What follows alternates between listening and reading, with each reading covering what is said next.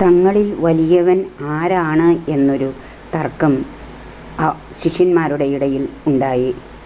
സ്നേഹമുള്ളവരെ, ഈശോ അപ്പോൾ അവരോട് പറഞ്ഞത് ഇങ്ങനെയാണ്: നിങ്ങളിൽ ഏറ്റവും വലിയവൻ ഏറ്റവും ചെറിയവനെ പോലെയും അധികാരമുള്ളവൻ ശുശ്രൂഷകനെ പോലെയും ആയിരിക്കണം.